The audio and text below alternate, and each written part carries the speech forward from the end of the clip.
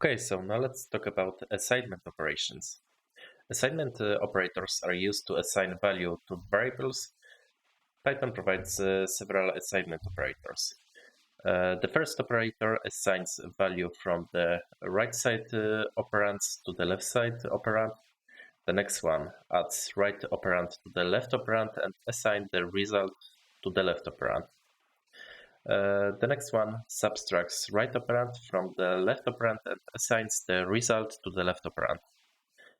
Next one multiplies right operand with the left operand and assigns the result to the left operand.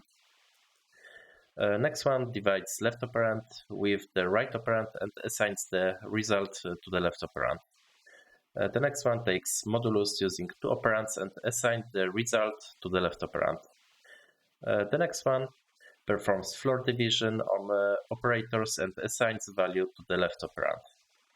And the last one performs exponentiation calculation on operators and assigns value to the left operand. Let's see it in practice.